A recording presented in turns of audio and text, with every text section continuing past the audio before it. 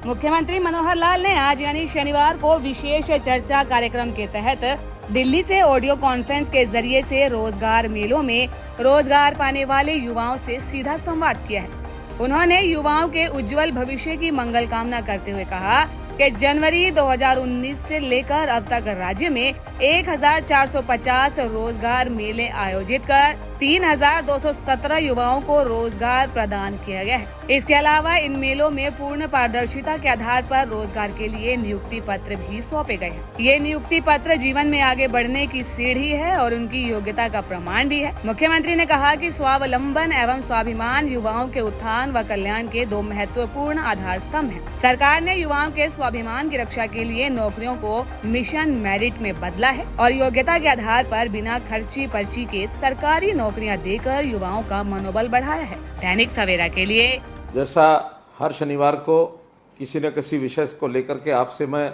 मिलता रहा हूं, आज मैं आपसे बात ही नहीं कर रहा बल्कि बहुत बड़ी एक खुशी का भी अनुभव कर रहा हूं, क्योंकि जैसा हम जानते हैं कोई भी एक हमारा युवा साथी बचपन में पढ़ाई में लगता है, पढ़ाई के बाद कुछ ना कुछ हुनर सीखता है और उसके बाद उसका काम जो है वो कोई ना कोई रोज़गार मिले इस तलाश में वो रहता है।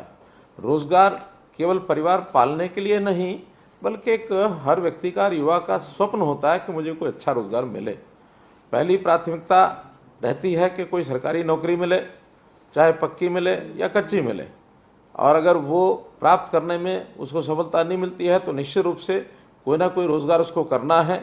बहुत लोग ऐसे भी हैं जो अपने पैतृक व्यवसाय में जा कर के काम करते हैं, उसी में उनका सिस्टम आगे बढ़ता है। लेकिन जिनका न पैतृक व्यवसाय में कोई काम होता है और न ही सरकारी नौकरी मिलती है, उनको कहीं ना कहीं प्राइवेट नौकरी अथवा अपना स्वयं रोज़गार छोटा हो या बड़ा हो इसकी तलाश होती है। इसके लिए हम हरियाणा सरकार के नाते से लगातार प्रयत्न करते हैं कि हर किसी को कोई न कोई व्यवसाय करने का ये अवसर मिलना चाहिए, और उस अवसर में हमने कई योजनाएं भी बनाई हैं।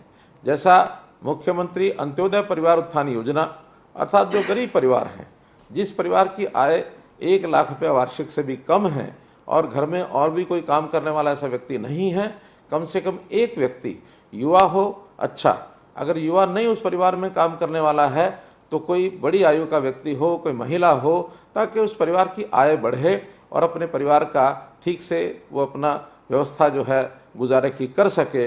हमने इस योजना के अंतर्गत अभी तक 400 कैंप ऐसे लगाए हैं ब्लॉक स्तर के ऊपर और लगभग 50,000 लोगों को और ये नौकरियां दी हैं।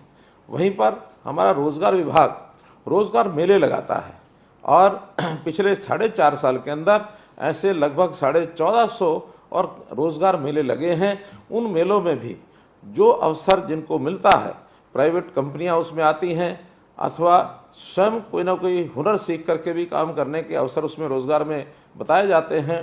बहुत सी ट्रेनिंग की जाती है और मुझे खुशी है कि उसके माध्यम से आज जिन लोगों को हमने जोड़ा है, ऐसे लगभग 17,000 लोग इसमें जुड़ चुके हैं।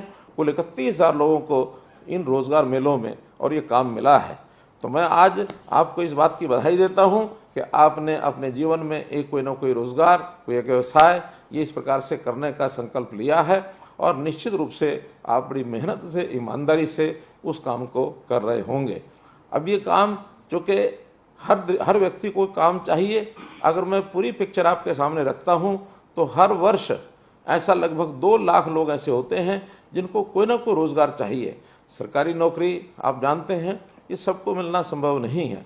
लगभग 20 से 25,000 लोग ही सरकारी नौकरी साल में प्राप्त कर पाते हैं। वो भी अभी जो गति बनी है उस गति के हिसाब से ही मैं कह सकता हूँ, क्योंकि पिछली सरकारों के समय अगर मैं बात करता हूँ 1999 से 2004 तक, तो एवरेज 2,500 नौकरियां ही प्रतिवर्ष उस समय लोगों को, चाहे हमारा स्टाफ सिलेक्शन कमीशन है, चाहे हमारा HPSC है, उनको मिली है। और अगर कांग्रेस शासन की बात करता हूं तो 2005 से लेकर 2014 तक उनकी गति भी 8,500 नौकरी प्रति वर्ष रही है। और मैं आपको बताने में बड़ा हर्ष महसूस करता हूं कि हमारे समय में 2015 से लेकर अभी 2023 तक 1,15,000 ये नौकरियां एक पक्की नौकरी को मिल चुकी है।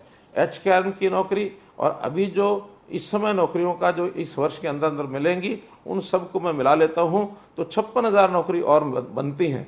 ऐसे कुल मिलाकर 1,70,000 से ऊपर नौकरी मिलेंगी, जो अपने आप में एक रिकॉर्ड होगा कि हर वर्ष 17,000 की एवरेज से और ये नौकरियां मिलेंगी। तो मैं मोटे रूप से कह सकता हूं कि 17 से 20,000 नौकरी हर वर्ष ये मिलेगी, लेकिन आखिर तो 2 लाख लोगों को काम चाहिए, उनके लिए बहुत से काम हमको करने होंगे। हम जानते हैं प्रधानमंत्री जी ने अब नई एजुकेशन पॉलिसी में इस प्रकार से परिवर्तन करवाए हैं कि उस एजुकेशन पॉलिसी में रोजगार परक कैसे हमारी शिक्षा हो, हुनर कैसे हम सीख सकें। हमने हरियाणा में एक रोजगार प्राप्त करने के लिए कौशल विकास के नाते से एक अलग से विश्वविद्यालय पलवल जिले में बनाया है, विश्वकर्मा कौशल विश्वविद्यालय। वहाँ भी लगभग 15 से 20,000 लोगों को हर वर्ष ट्रेनिंग दी जाएगी ताकि उनको नौकरी मिले। इसके साथ साथ प्राइवेट उद्योग, बड़ी मात्रा में उद्योगों के अंदर भी लोगों को जो नौकरी मिलती है, जो अपने आप जाकर के प्राप्त करते हैं। अगर मैं पिछले 10 साल या 9 साल का आपको जानकारी दूं तो हमारे यहाँ 19 लाख लोग ऐसे हैं जो प्राइवेट उद्योग में जिनको अवसर मिला है।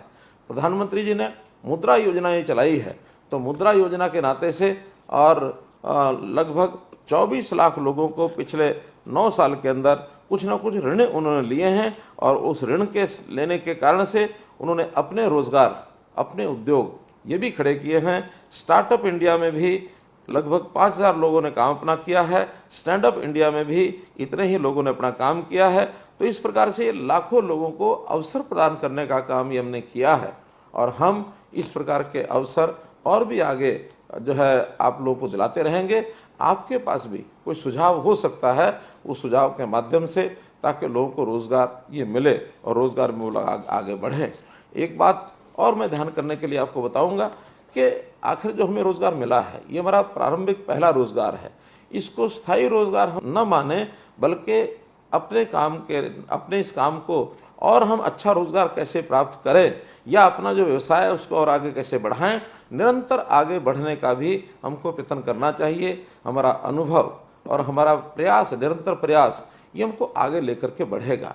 प्रारंभ में व्यक्ति जब बेरोजगार होता है तो उसको छोटा रोजगार भी मिले, उसको ले लेना चाहिए, लेकिन सतत हमको हर कदम पर आगे बढ़ने का प्रयत्न करते रहना चाहिए। चाहे वो नौकरी की बात हो, चाहे वो सरकारी नौकरी की बात हो, चाहे वो अपना काम हो, आखिर मेहनत करेंगे, अनुभव हमारा होगा, अवसर मिलते रहेंगे। यानी एक प्रकार से एडवर्टाइजमेंट निकाली जाती है। ये ठीक है कि सरकारी नौकरी में योग्यता का हमने पैमाना एक रखा है। अगर योग्यता अब में होगी, अपनी योग्यता को बढ़ाएंगे तो कभी भी सरकारी नौकरी प्राप्त कर सकते हैं। आयु की सीमा भी हमने एक प्रकार से अब 42 वर्ष अंतिम आयु की सीमा सामान्य वर्ग के लिए रखी है। अनुसूचित जाति के लिए तो ये 47 वर्ष है। इसलिए हम हर समय अपनी मेहनत करते रहेंगे, आगे बढ़ते रहेंगे तो निरंतर हमारा जो प्रगति का रास्ता है ये खुला रहेगा, हमको प्रसन्नता होगी। तो मैं तो आज इस अवसर पर आपको पुनः बधाई देते हुए इतनी बात कहूँगा कि आपको जो रोज़गार मिला है तन्मयता से, मेहनत से और ईमानदारी से आप करते रहें और आगे बढ़ने के लिए निरंतर आप अवसर खोजते रहें। हम भी और निरंतर अवसर आपको देते रहेंगे। इसी आशा और अपेक्षा के साथ आपको बहुत बहुत बधाई, आपको बहुत बहुत आभार, बहुत बहुत धन्यवाद। चंडीगढ़ से डॉक्टर सुरेंद्र धीमान की रिपोर्ट।